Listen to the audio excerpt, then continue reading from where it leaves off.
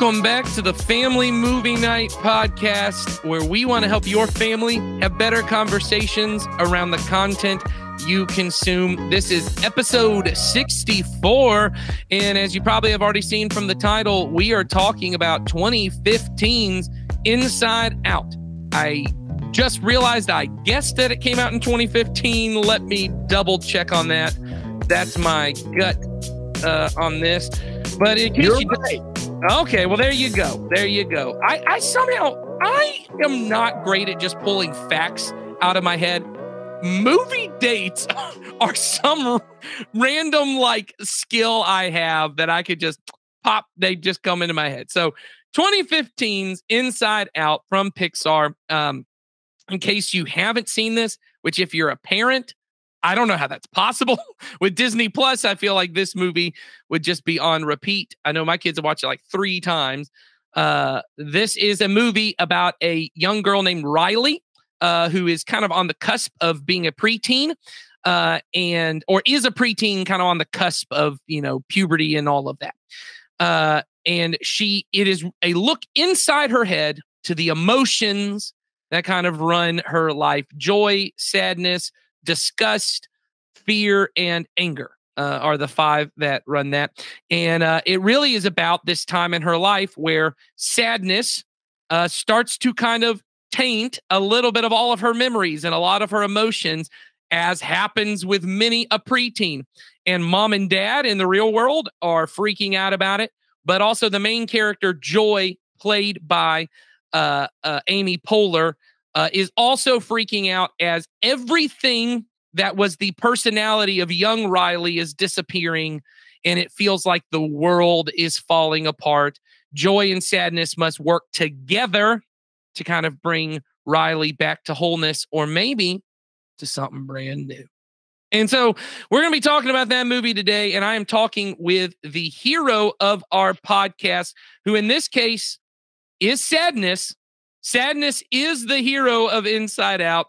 Donnie Dorsey, did you really relate to Phyllis from The Office as sadness? Of course, because, sometimes you feel like you're like, well, what am I supposed to be doing here? Like, I'm just kind of here.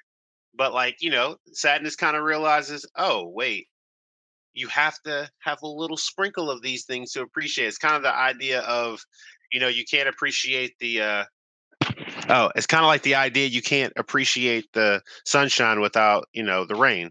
Yeah, that's right.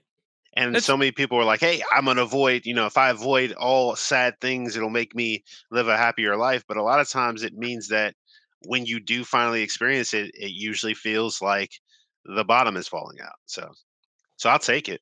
There you go. Well, I will say, Donnie, you're always the rainy cloud on this podcast. So, but of course, the villain of the podcast, which I think is very fitting, because also if Donnie's our rain, Sawyer definitely our sunshine, and Joy is definitely the villain of this episode.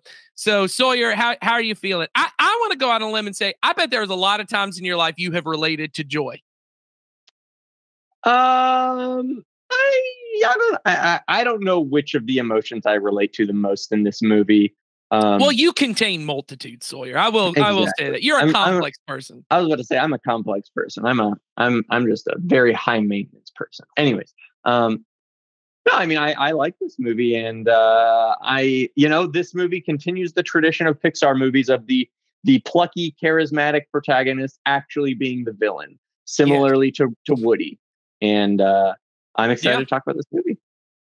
Yeah, I think this movie is going to have a lot of stuff. And in fact, we have a great interview that we're doing something a little different on this podcast. I think it's going to be a lot of, I think it's going to be very helpful to you as a parent. And I'm excited for that. But before we get to that, Donnie Dorsey, sadness himself, tell us what we do on this podcast. Yeah, so on this podcast, we encourage every family at Community Christian Church to have a monthly movie night to help you and your children build memories and start conversations that matter. The goal of our family ministry is to help you raise your children to love Jesus and his way of life above all other things. And we know that critical to that is for you to have routine, regular times of connection and shared experiences that'll help you build stronger relationships. And on this podcast, we want to not only recommend some movies you could watch on your monthly movie night, but give you some ideas of meaningful conversations you can have with your children during or after the movie. And as always, the point of this podcast is not to add another thing to your list of things as a parent you feel guilty about not doing. We want to make it easier for you and your kids to enjoy being together so you can build memories and have conversations that matter. And I think Inside Out is a great movie to do that. I think there's a movie that probably we don't have to recommend because I think most families have already seen this. I've got to imagine you guys have watched this. But here's what I will say. I think if you got young kids, this movie is really good and helpful in just trying to introduce the idea of like emotions and attitudes and moods. You know, I've heard some parents say, like, who's on the controls of your life right now? Is it anger? Is it, sadness? Being able to kind of talk about that with your young kids. But I was shocked because I'll just start about this movie. I watched this movie when it came out before I had kids. I think by the time it had come out, I'm going to say this came out in the summer. So I'm going to say my wife was not even pregnant yet. So we didn't even have kids when I first watched this. And I found it very emotional and very helpful. And then I watched it again when I had a 2-year-old, and I was very emotional watching it that time. But watching it this time with an 11-year-old daughter who is going through all the preteen things, this movie was like so powerful to me this time because it was more relatable than it had ever been. There were entire conversations that were had in the movie between dad and daughter, mom and daughter. And also, in case you don't know, like the character Joy is kind of the representative of the parents, right? And Joy's kind of like inner monologue that she's kind of talking things out about watching, she used to be into this and she used to be like this. And now I just don't know. I don't know anymore. Man, that was so relatable and was so good, but also in such a way that's so funny and really sweet and emotional, but in the way that the movie is. I would not call this like a heavy movie. Even the sadness is sweet. Like it's this, it just, to me, it inspires beauty and love within people. And I think for a long time, I'd kind of discounted this movie as like a good Pixar movie, but maybe not like an amazing one. And like, it's one of those that I've said, like, I respect it because it's so structural. Like it's so like just the structure of the movie is perfect, like from a script level. And like, I respected it, but it didn't hit me. Man, this movie hit me in a way that like when I was younger, Ratatouille hit me. And now as an adult, Ratatouille don't do nothing for me. But like when I was a kid, and it's one that I'm like, I respect what's happening, but I'm not interested in like a young rat figuring out his career. But when I was 17, I really was worried. I was like, I'm like a young rat trying to figure out his passions and career. Now I am the dad in Inside Out, not Remy the rat. So that's my journey through this movie, but I highly recommend it, especially. And I'll say this, even if you've watched it, if you got a preteen in the house, you make yourself go watch it. So let's go to this. Donnie Dorsey. I'm confident you've seen the movie before, but what was it like the first time you watched it and this time watching it? I feel like this is one of those things that when I first watched it, I enjoyed it because I liked the idea of an abstract way of approaching people dealing with emotions and how they're kind of portrayed. But watching it now with like having older kids and stuff like that, I see so many moments where I can see kind of almost an animation in my head going, oh yeah, this is what's happening right now. And I probably need to address that versus these things. And it does such a good job of helping people understand that all of the whole full scope of our emotions are important. Like they're not always the most negative of things. And I think, we point out, hey, this kid has anger issues, but then the question goes, is it because of something else? Because most times it's just the thing that shows at the surface, where there's other things that they're dealing with, where there may be a lot of hurt, a lot of pain and display it in that way. So yeah, Yeah. definitely. I enjoyed it then. I enjoyed it this time too. Has there ever been a more relatable scene in movie history than that dinner table scene that was the first trailer for Inside? If people remember, there's the very first trailer, is just that dinner table scene where you go in every mom, dad, Riley's head and see the decisions made. Donnie, have you ever seen anything that just made you go, that was dinner at my house? Oh my gosh, like especially with the kids, because there's those moments where you're like, okay, we're good, and then like your brain's like, oh no, I see the face, we're about to have an issue. We left the Brazilian helicopter pilot for this. It's great, man. That whole thing, that just, so funny, so insightful. Sawyer, what you got? I really enjoy this movie. There's kind of just no, I'm not going to set it up at all. I loved this movie from the first time I saw that trailer. I love that trailer. Is the thing. That's one of my favorite trailers of all time. I do think it's top 10 trailers of all time because you instantly get what the movie is, and it doesn't give much away. Exactly. Anyways, we don't need to dissect the trailer right now. Anyways, we have a second podcast on our Patreon page that is just us just ranting about trailers. Yeah, it's just Nathan and Sawyer dissecting movie trailers. Yeah. Anyways, but no, I really really enjoy this movie, and I think that what you guys have talked about, the way that it examines our emotions. I don't think that this movie is the most accessible movie for children when it comes to the Pixar movies. Because I definitely have interacted with kids who are like, yeah, it's funny and stuff like that. And I'm like, yeah, but it's like all like, especially right when it came out, I was doing children's ministry very like in a small level and stuff like that. And I remember being like, did you guys watch Inside Out this week? And they're like, yeah, it was funny. And I was like, yeah. And then like they moved on within like 30 seconds and stuff like that. And I was like, that movie is amazing though. And I think that, Nathan, what you were talking about earlier, there is a level to which I think this movie might actually be more valuable for parents than it is for the children. Because I think that this movie is the Pixar model. It really they write to parents, not to kids. Yeah. And I think that this movie really nails like parents struggle with kids changing is the thing. And I think there are a lot of Pixar movies that are kind of about that. This movie takes a really great angle is the thing with the character of Joy, because I think that like it works making her be the one that screws everything up, because as a parent, that's how you probably feel. And I say that not as a parent, but as someone who has talked to parents. And that's what they say all the time is I feel like I screwed this up and stuff like that. And I really appreciate this movie for willing to have that conversation and stuff like that. So yeah, I really love this movie. It's a great movie. Well, and I'll say, I think it's accessible to kids. I think everything's just on different levels as we were even talking about it. I think for kids, my kids, when they watch it, always relate to a single emotion.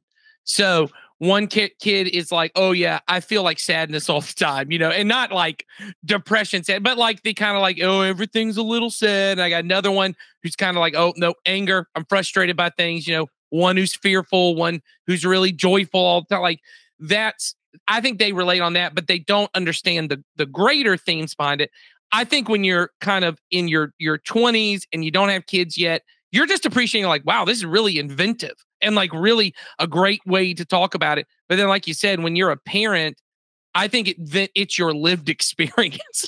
It's what you feel. And like you said about Joy, yeah, I definitely think she is the parent surrogate. And in particular, and this kind of gets to our themes for the movie that I'm going to get to talk with our guest about, is this idea that really this movie is a great way to talk to our kids about their emotions and really to help them understand there are no bad emotions, that all emotions are necessary, right? Jesus felt every emotion. We see Jesus feel sadness. We see Jesus in the garden feel this kind of anxiety, right? That he gets to a point, he sweats blood.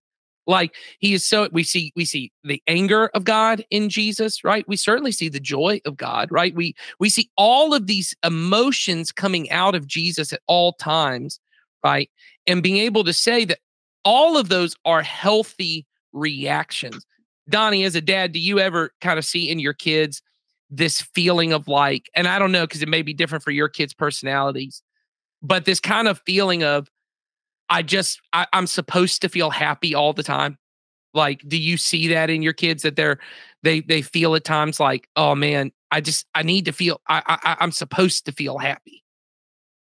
Yeah, I think I see it mostly with when they have things that they want or things that they've like longed for or like wanted to have, like they'll get a gift or something that they're really excited about, and then they get to this point where they're like, I don't know what to do, like this uncertainty of things. And I think it's that idea of, I think it is that, and the thing of like I should be like over the moon, I should be like super excited, I should be doing all these things with it, but I don't, or I can't, Yeah. because I think, especially with my kids, I always kind of like see just the little nuances of things that I realize that I have to make sure to pay very close attention to, because much like with this movie is that as a parent we find ourselves focusing on our kids' happiness more than Yes. anything, and it's the Yes. idea of, and I think that's that kind of that line that we kind of teeter on with the being the friend, because as a friend you want the kid to always be happy, like you want that person to always be happy, like when you have that friend type relationship you're working on the happiness, but a true relationship involves all of those emotions. Like Yeah. some of my best friends that I've had over the years, we've not agreed on things, but in had anger or sadness or hurt or whatever it was, and in those moments, in those deep emotions or those multitude of emotions is when like it develops that individual more than anything, because you can be happy all the time. I use air quotes for that because you can be happy all the time but not feel joy, Hmm.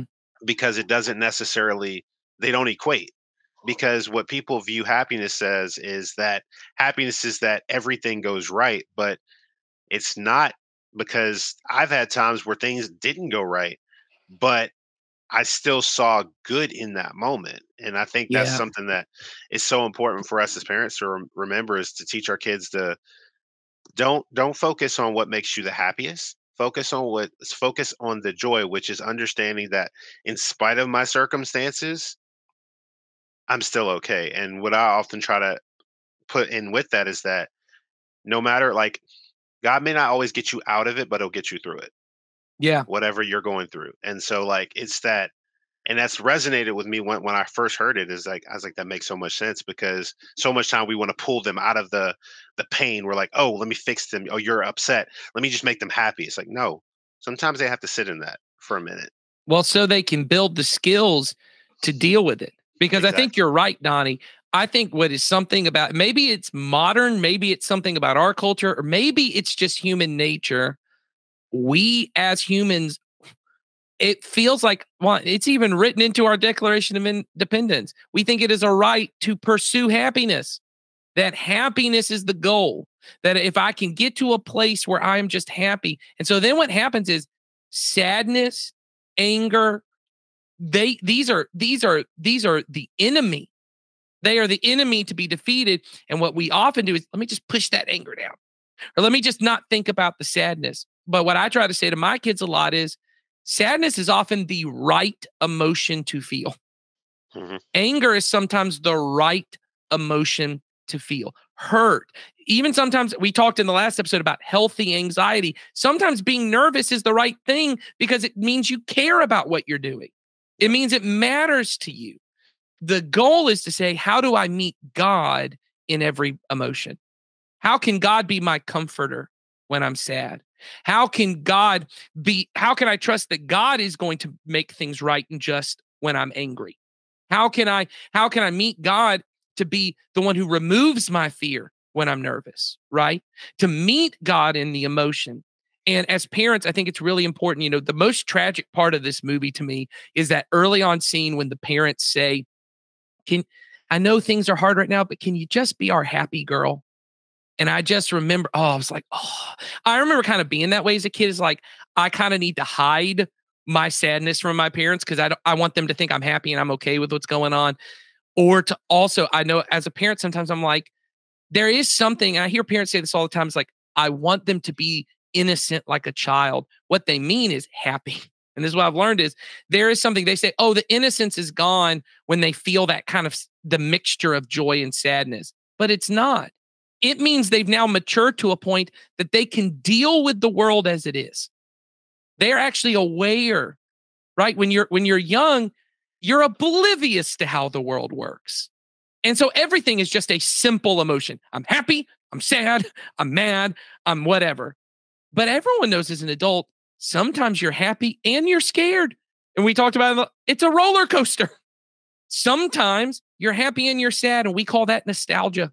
We call those memories. Sometimes you have this mixture. You cry. My kids don't understand, why is daddy crying? Is he sad? No, I'm happy. There is a beauty that comes out in the joy and the sadness. And we want to help our kids be able to talk about that, because the problem is when those emotions get logged up inside of them, because then they can turn into other things. And so we have a great interview. I'm assuming it's great. I haven't filmed it yet, but I have it with Jason Collins, our teaching pastor on staff. People on this podcast know him from our other podcasts, and certainly from his role at our church. But many people may not know that Jason is actually in school again to become a counselor. And that's a great thing that he's going to bring to our church. But I thought it would be a great opportunity to talk to him, who is certainly much more accredited than any of the three of us to talk about. And he can kind of give us some tips on how do you talk about difficult emotions with your kids. And so I'm going to toss that to him, and we will see you guys next week as we have some more movies to recommend to help you and your kids love Jesus and his way of life even more. I'll see you then. All right, well, I'm here with Jason, not only teaching pastor extraordinaire, but counselor extraordinaire. Almost. But yeah, I think I said this when we were recording the other part that you're going to school for it, but you have years of pastoral counseling I do. experience. So, Jason, in this movie Inside Out, one of the big things that kind of comes out is the parents' inability to talk to their now preteen daughter about her emotions. And I know in my experience talking with parents and things, and just my experience as a parent, sometimes it's difficult to talk to our children about their more difficult emotions, you know? And we said this on the podcast. I know you agree with this. There are no bad emotions. That's right. But there are ones that for some reason are more difficult for us to talk about. Things like sadness and fear, anger. Yeah. You know, joy and happiness tend to be the ones we like to see in our kids. Yeah. Why is it that it's difficult for parents to want to talk about it? There's lots of reasons. But I think, not to use emotional language to describe emotional language, but I think there's a lot of fear involved in allowing our children to experience those kind of negative emotions because we're afraid of where it might lead. And I'm not saying that that's it. There isn't some legitimacy in that. Parents often afraid of if my child gets too far down the sadness end of the spectrum, then we're afraid of suicide and self-harm come into play sometimes, especially because that is certainly on the rise in the teenage world. We're also afraid if I let my child go too far down the anger route, then it can wind up in some destructive kind of ways. They could act out in school and with friends, and there could be bad things happen there. So there's a fear of that is attached to that.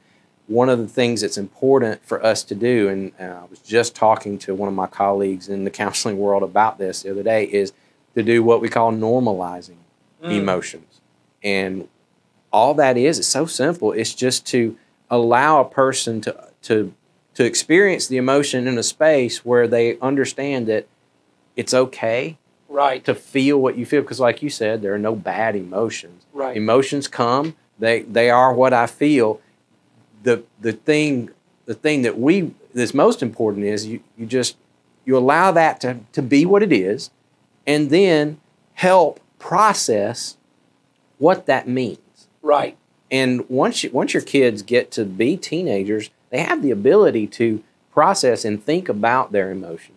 Right. And decide, okay, this is how I feel. This is why I feel it. This is normal. Mm-hmm. I'm not weird. And not only that, there is an appropriate way to express this emotion. Right. And I think so many times parents want to, they want to sort of short circuit that process rather than walking with the child through it. Mm-hmm. And we talk a lot about helicopter parents. Right. And a lot of the problem with the helicopter parenting is I want to jump in. As soon as my kid feels sadness, I want to jump in. I want to short circuit that. Stop that. Let's fix it. Let's Right. get you as fast as we can from being sad to being happy. And if we can get you to happy fast, all is well. Not necessarily. Right. Because now you've said to that child, it's not okay to feel sad. So the next time they feel sad and you're not around to jump in and short circuit it, now they're in despair because now something's wrong with me. Rather than doing that, we come in and we go, let's talk about why you feel sad. It's normal to feel sad. In fact, mom and dad feel sad. Right. And here's what we do when we feel sad. We have people to talk to. We have other things that can help us process why that is. And honestly, I mean, we have this in Scripture. We have laments in Scripture that help us to understand, no, being sad is a normal part of the human experience. It's okay to be sad and to express that to people, express that to God even, and to go through that process and come out on the other side with a little bit of a sense of, now that I've felt it, now what can I do? Right. Now we can get closer to what can I do to feel peace and joy and happiness again, but not before the process is done, if that Yeah. makes sense. I think so. So normalizing it is really important. Huge. And I know when our girls, when we first got our 3 daughters in the home, and we had a therapist at the time who could do in-home therapy with the girls, she would regularly tell us it was important as my job as the parent. And so these are younger, I think younger, because I think you were talking well about with teenagers, they can think about their own emotions. But what she said is young children, and because of our girls and the situation they came out of, they were younger than their age, you know, emotionally and all of that.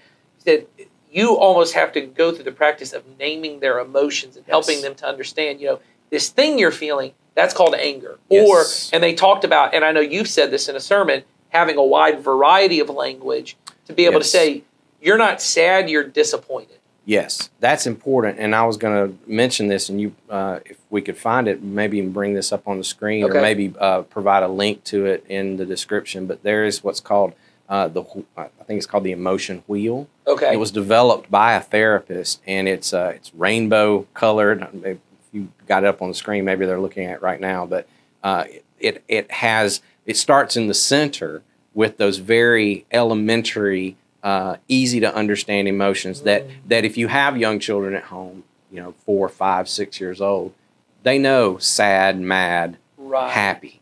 Those are the emotions and you can start there and give them those. But as they grow in maturity, this emotion wheel is really important to even help us widen our vocabulary. Like you said, a child may have the ability to say, well, I'm just mad. Well, okay, you're mad, but let's talk about what shade of mad are you? Right. Are you just disappointed? Did something not go your way, and now you're just not happy about the fact that it didn't go your way? Well, that's different than mad. Or do you feel maybe slighted? Maybe someone did something to you that you thought you deserved, and now there's anger coming out of that. Well, as your kid grows, again, when they're 4 or 5 years old, they're just mad. And then we talk about mad. Right. And we allow them to process mad. But then as they grow older, we add in those words that they're more able to process. And then we add those extra words that are out on the concentric circles of the emotion wheel. And we help them to get at, now we're actually processing. Now we're actually taking them from, I'm not just feeling an emotion. There's a reason why I feel this emotion. So what is there something that was done wrong to you, or maybe something you did wrong? Processing all of that stuff helps them to grab hold of not just the why of why I feel the way I do, but what do I do when I feel this way? Right. What's the next action step that I take?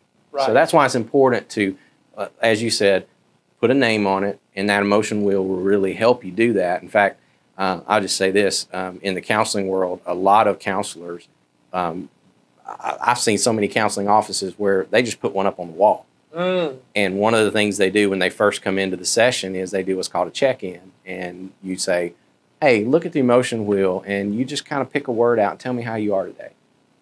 That's good. And so this is something that you could also practice with your kids in back to what we said earlier, normalizing emotions. Yes. Kid comes home from school, and you can almost always see they're in a certain way. There's an affect that they're showing at that point, and you don't know exactly what it is. And so then you can say, hey, use one of our emotion words. Right. If you've taught them this, use one of those emotion words and tell me what's going on. Now we've got a conversation. Yeah. Which now leads to the processing. Yeah. So we've normalized, we've processed, you're putting your child in a better position to actually not just know emotions, but know how to handle them.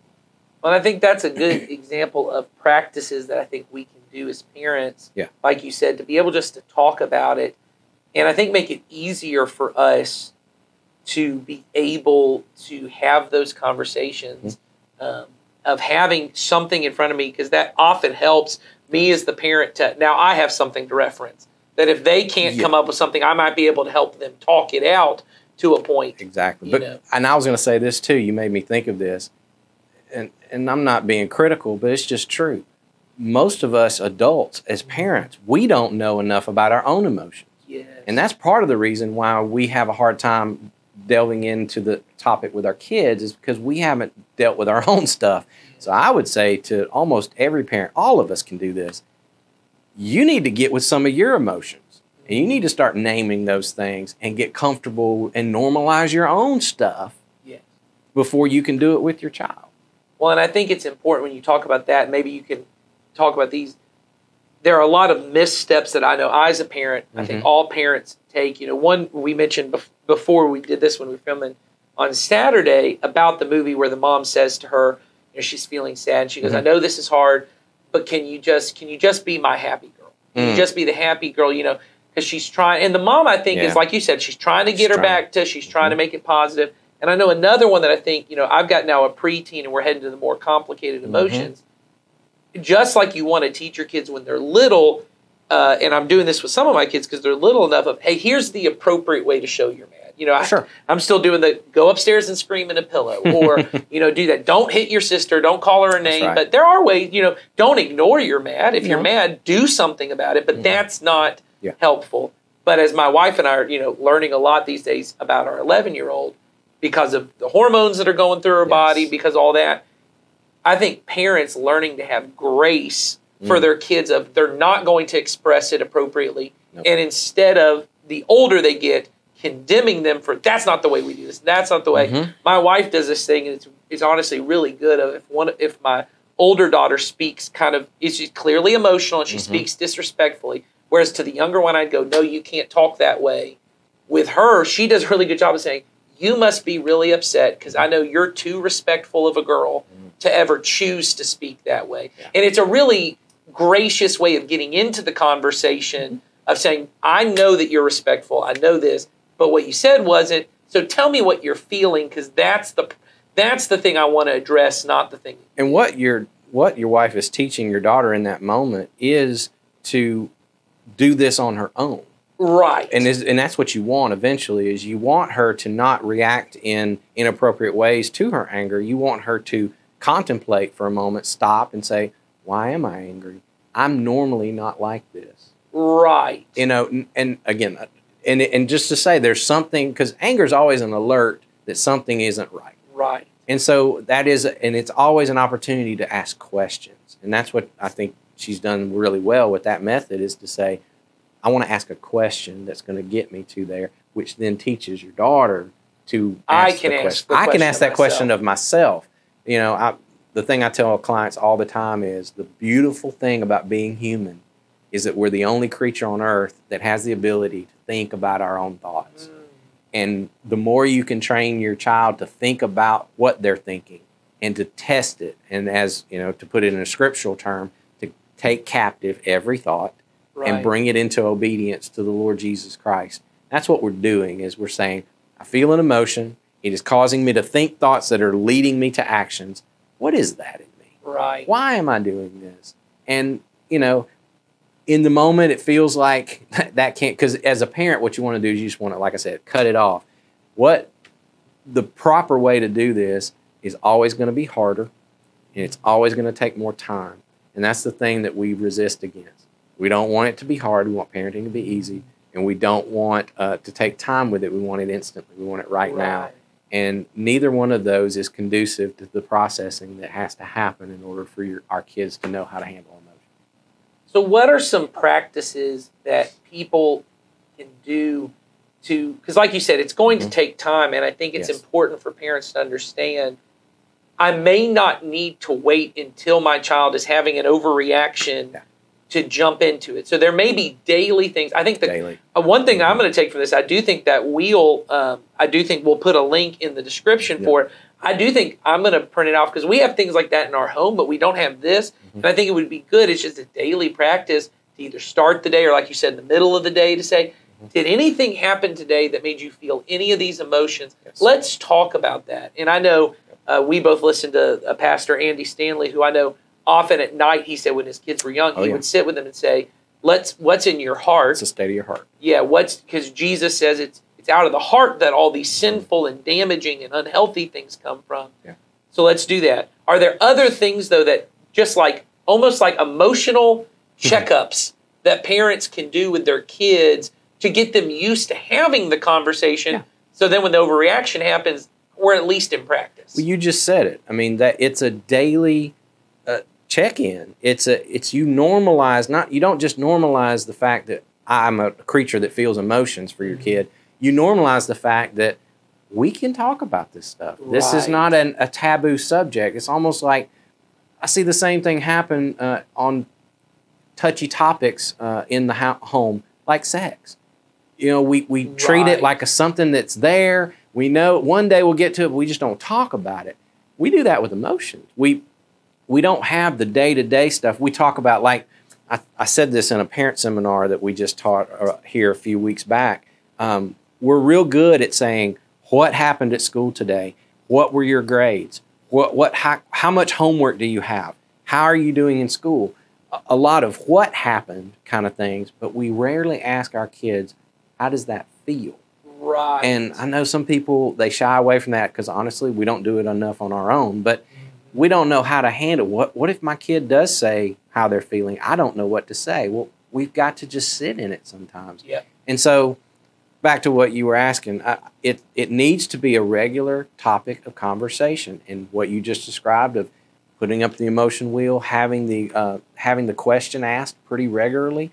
But again, by just asking your child to reveal it in normal times, like you said, not when the anger is through the roof and we're having a hard time controlling our anger. No, we talk about the normal times when I'm just irritated. Right. When I'm just off. You know, when you just come home and you're blah. You talk about those moments and you make that normal so that when the more severe stuff comes, we're already in a posture of emotions are okay. They're welcomed in this house. We are okay to talk about them. And I'm a safe place as your parent to come and talk about that stuff. Right. Because a lot of times I think our kids get to a point where they feel like this is too much. I can't share this with mom or dad. They won't accept me, or they'll be mad at me if I say that I feel this way. Well, the more you expose emotions in your home and you, again, normalize it and make it a topic of conversation, they'll realize there's no emotion that's off limits with mom or dad. Right. They will accept me. I said many times to my daughters growing up, there is nothing that you will tell daddy for the rest of your life that will ever make me turn my back on you and to love you any less than I do. So you tell me whatever is inside of your heart, whatever is going on in you, it's okay. Now, did they do that all the time? No. Yeah. Because no parent and none of us are perfect on that. But we do the best that we can to make our homes and make our person, ourselves, a safe place for them to come and say that, whatever it is. I think that's really helpful, and I think it's good, especially as you're moving into those, for parents, you're moving into those teenage years, because what you're talking about there is, it is why teenagers often will go to their friends with things, because they feel like, I can say anything to my friends, and it's not because their friends are the most accepting, it's because their friends are young and they don't know what to do about it. That's right. So they say it, and they just go, oh, okay, that's great. They don't know what to say, but but it feels like acceptance. When I can say something to you, and it doesn't get met with, you shouldn't think that way. You shouldn't feel that way. You shouldn't act that way. That's a great point. I mean, when every emotion is not something you need to jump in and fix. Right. Just because a kid comes home from school and says, I had a crappy day, you don't have to necessarily come in and fix all the crap, so to speak. You can just sit with your kid and tell me why. Tell me more about that. And then it's often appropriate for you to say, I'm sorry, that really stinks. Yep. I have days like that too. I have days like that too. And you know what? We're just gonna get some rest tonight. We're gonna have some dinner, and you know what? We're gonna pray. We're gonna release that to God, and we're gonna pray that tomorrow's a better day. Yep. Let me know how that goes, and that's it. And then you just and that's okay, because they need that as much as anything. Because if you get into this mindset of every negative emotion must be met with a very near complete resolution, and it's got to be fixed, well, then when you go through a period of time where you're going to have some down days, you're going to have some struggle days, and if it doesn't get fixed, then I start thinking something's wrong with me. Yep. And then the anxiety starts to roll around, and it gets more, and it snowballs, and then you just get on a track where you can't get out of it. Yep. So you just, it's okay to sit in the junk. Yes. That's the point of what I'm trying to say. And I think that's the encouragement we want to give you. So, Jason, thank you for doing this. And I think we hope you guys join us next week as we continue to talk about conversations around the content you consume with your kids that help them love Jesus and His way of life even more. We'll see you then.